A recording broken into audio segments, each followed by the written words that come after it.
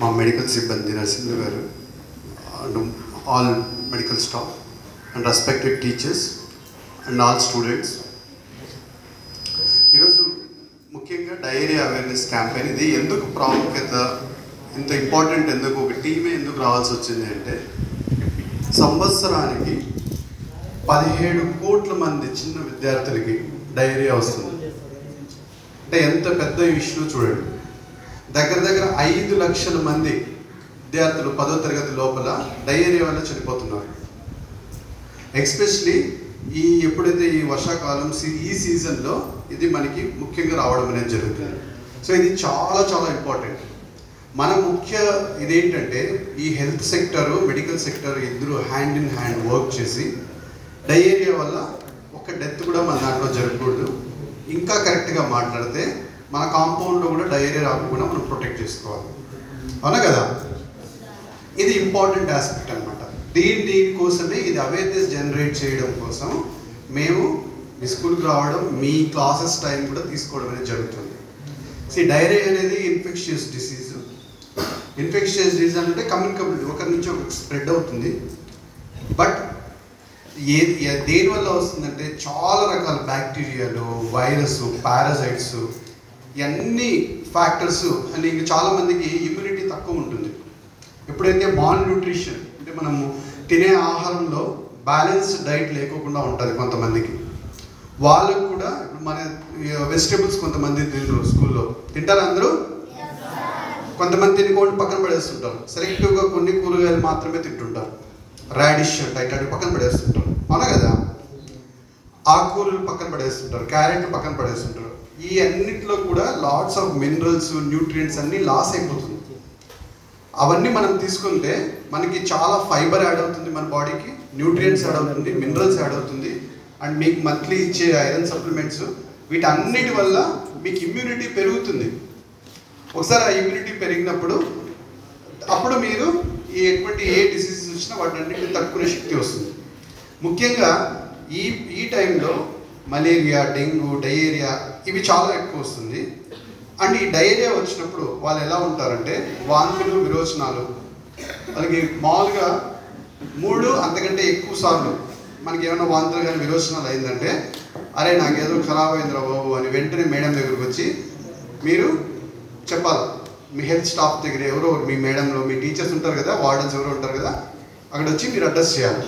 చేస్తే వాళ్ళు వెంటనే మీకు ఓఆర్ఎస్ సొల్యూషన్ కూడిన వాటర్ ఇస్తారు. మేడం వాళ్ళకి తెలుసు, అంటే మీ స్టాఫ్ నర్స్ ఉంటుంది కదా, 1 లీటర్ వాటర్ బాటిల్లో ఒక ప్యాకెట్ దాంట్లో వేసి దాన్ని బాగా షేక్ చేసి అది మొత్తం కరిగిపోయేందాకా చేసి దానికి ఇవ్వడం అనేది జరుగుతుంది. దాంతోపాటు జింక్ ట్యాబ్లెట్ కూడా ఇస్తారు. ముఖ్యంగా దానివల్ల ఏమవుతుందంటే, ఈ డయేరియా వచ్చినప్పుడు మన శరీరంలో మొత్తం నీరసం వచ్చేస్తుంది. ఎందుకంటే వాటర్ క్వాంటిటీ తగ్గిపోతుంది. దానివల్ల వెంటనే మనకి కొద్దిగా శక్తి రావడం అనేది జరుగుతుంది. మనం కొద్దిగా తట్టుకుంటాం. కొన్నిసార్లు అప్పుడు కూడా మనం చెక్ చేసుకోకుండా కొద్ది రోజులు ఉంటే మోషన్స్లో బ్లడ్ పోవడం కూడా జరుగుతుంది, సీమనెంతురు కూడా వస్తుంది. అటు కూడా ఇంకా కొద్ది రోజులు మనం దాన్ని నెగ్లెక్ట్ చేసినామంటే అది పర్సిస్టెంట్గా అంటే 2 వారాలు 3 వారాలు అట్లా కూడా అయిపోయేసి చివరికి చనిపోయే ప్రమాదం కూడా వస్తుంది అనమాట. కానీ ఇది ఇగ్నోర్ చేయడానికి వీలు లేదు. అర్థమవుతుందా?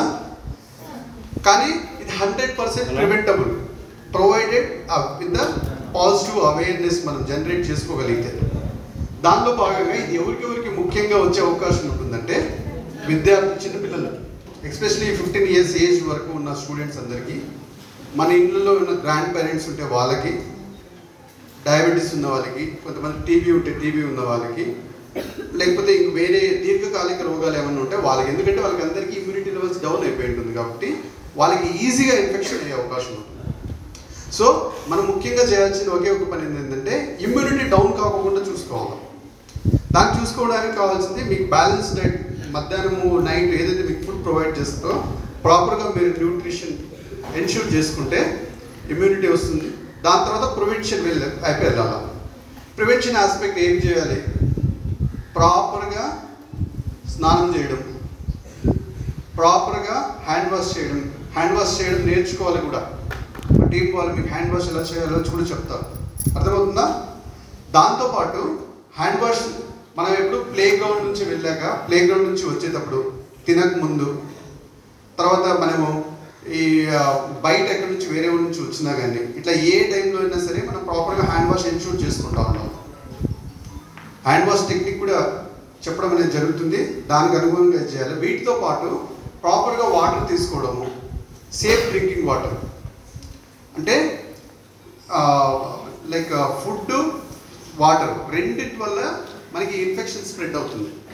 కాబట్టి ఫుడ్, వాటర్ రెండు మనం బ్యాలెన్స్డ్గా అవి కొన్నిసార్లు ఏమవుతుందంటే ఈగలు, దోమలు వాళ్తుంటాయి ఫుడ్ పైన.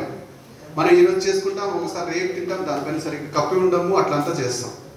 వాటి వల్ల కూడా ఇవి స్ప్రెడ్ అవ్వడం అనేది జరుగుతుంది. అర్థమవుతుందా? ఈగలు, దోమలు వీటన్నిటి వల్ల.